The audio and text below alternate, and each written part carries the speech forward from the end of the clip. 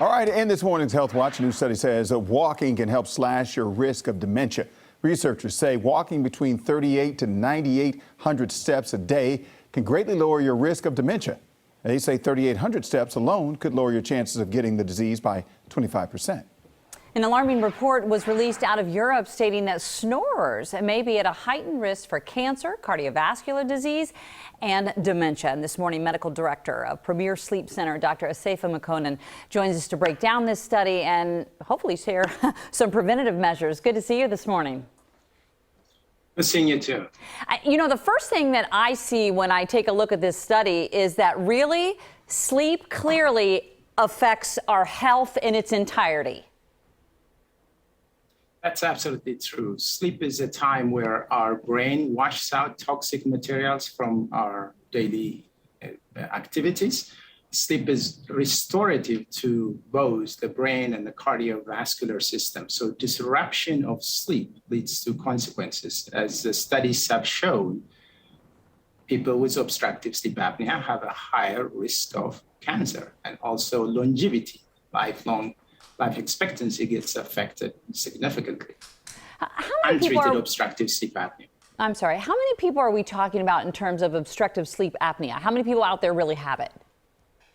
In the United States, about 30 million. Globally, 1 billion. That's a lot of people. New epidemic. It is Absolutely. a new epidemic. How do you know if you have it? So symptoms: loud snoring, observed pause or interruption of breathing while sleeping by family members, unrefreshing sleep, daytime fatigue, daytime sleepiness, and the co-presence of comorbidities, what we call high blood pressure, irregular heart rhythm, diabetes, difficulty losing weight, cognitive dysfunction, executive function abnormalities. All these are symptoms that suggest there is a likely sleep disorder of breathing, and that needs to be checked out. And it's so serious. I just want to make sure I understand correctly. It's so serious because when you have obstructive sleep apnea, you literally stop breathing, right? So there's this lack of oxygen to the brain, and that is what causes the problem.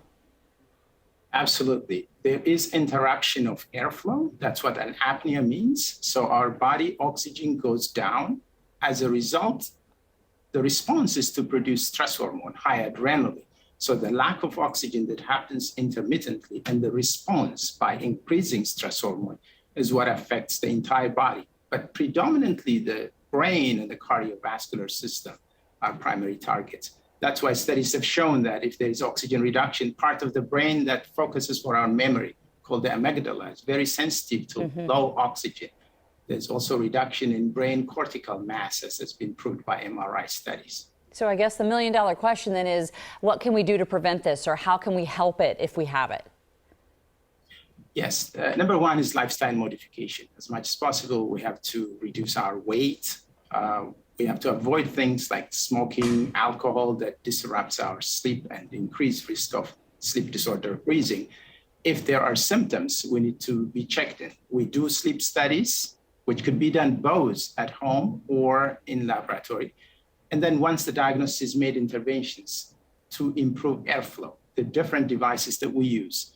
Mild, moderate case could be treated while oral appliances are devices like this that keep the airway open. If it's moderate, severe apnea, we use positive air pressure, a device called a CPAP that delivers air pressure that keeps the airway open, so it interrupts the cycle of oxygen reduction and the consequence for it. The bottom line is that snoring, it's just not something that your spouse could be aggravated at. It could be a serious health problem. Dr. Makonnen, thank you so much for your time this morning. Really appreciate your insight. Thank you so much. All right, Marissa? For sure. Thanks so much, Holly. Still ahead.